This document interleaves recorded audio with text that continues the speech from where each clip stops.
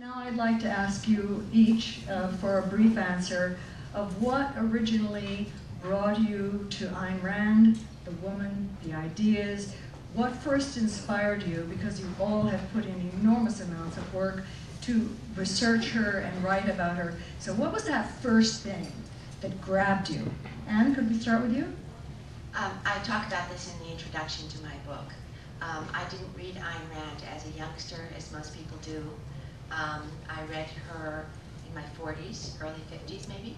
And I read Atlas Shrugged first because I had read the Money speech in Atlas Shrugged, which is a wonderful, extraordinary passage about money is not the root of all evil. In fact, it is the root of all good.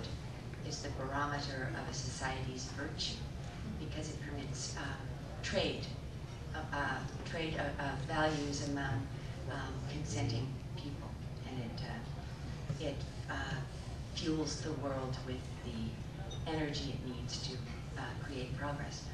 So I was working on a magazine at Condé Nast, a financial magazine that never came to pass, and Susie Orman had been sent this speech by one of her fans who said, "This sounds just like you, Susie." And Susie sent it on to me and said, "Do you think this sounds just like me?" And one sentence especially did. No man may be bigger than his money, or no man, money will fulfill your desires, but it will not give you desires. It will not give you a self. And I was so impressed by the beauty of the writing of the Money speech, by the elegance and firmness of the logic, which I didn't agree with, but I couldn't argue with, that I immediately bought Atlas Shrugged and began to read it. When I finished reading Atlas Shrugged the first time, I opened the first page again and started reading it all over again. And I became entranced by the fascinating Ayn Rand. And Shoshana? Okay, so the question of how I first became interested in Ayn Rand, I read The Fountainhead when I was in college over Thanksgiving break. Thought it was a wonderful novel. I was interested in 19th century novels. It reminded me of them with the strong narrative drive.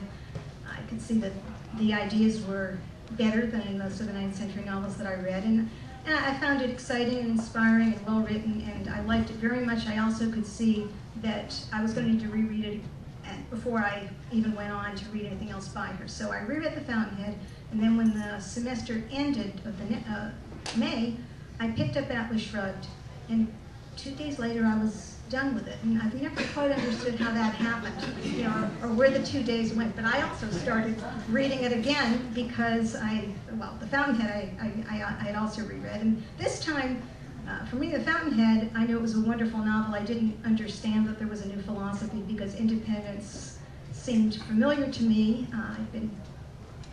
I didn't understand that that was related to other ideas. I didn't understand the innovative, original understanding that she had of individualism. But after Atlas Shrugged, I could definitely see that this was something entirely different. And so after rereading Atlas Shrugged the first time, I read everything else and then reread them. And Ayn Rand just became one of my favorite writers. But I didn't start writing about her for a long time. Partly that was because in graduate school I specialized in 19th century.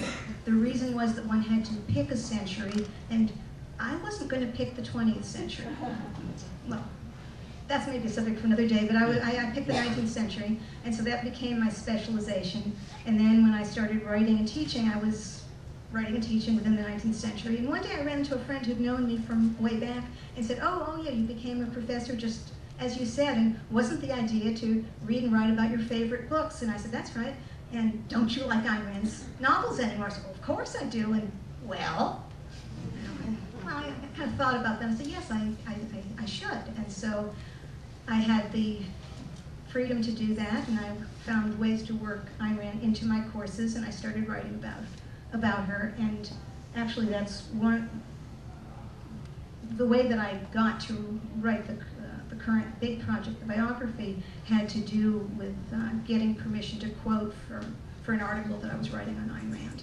So in fact, I've kind of come back to an early love, but I think that I've probably been able to do a more thorough job both with the research and with the understanding of the literature than if I had started writing this when I was 18 years old.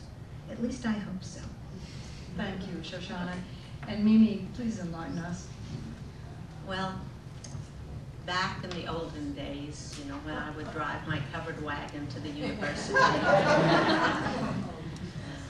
I asked the chair of the department if, you know, I told him I'd like to teach there at the university. And he looked at me rather disdainfully and said, "We don't hire housewives." And so I persisted. That's one of the things that, shall we say, doesn't endear me to people, persistence, but I'm afflicted with it. And I thought, well, I'm going to go, I'm going to get this PhD I need in order to teach at the university. And when I went off to work on my PhD, the chairman told me, we have a Chaucer man, we have a Shakespeare man, we have an 18th century man. If you want to come back here, you have to specialize in something else. So I became their woman's man. And I helped found the Women's Studies program at the university, and I taught the first Women's Studies courses at the university. And I was teaching, and I'm sorry to bore you that heard this story at dinner, but I was teaching the first Women's Studies course at the university, and we were teaching all the de rigueur feminist novels of the day, Up the Sandbox, Fear of Flying. And my students were getting so depressed. And they said to me, "Dr. Gladstein, don't women ever succeed in American fiction?" And boom, you know, those, like in the cartoons, how the light bulb goes off in your head, and I thought, ah, Atlas Shrugged. Dagny Taggart.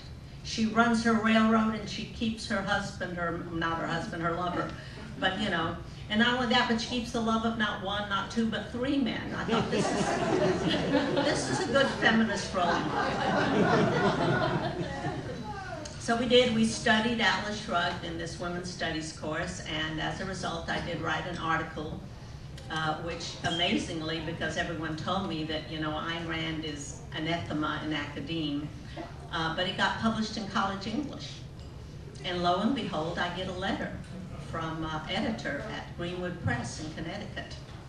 And he says, we've done a market study, and the market is ripe for a Ayn Rand companion. How would you like to write that? Well, you know, I was a stupid assistant professor, untenured. What did I know? A book publisher wanted me to write a book? Of course, yes, I'll write a book. And of course, the rest is history, I guess. It's 5 books later now. And that's how I came to Ayn Rand. Thank you.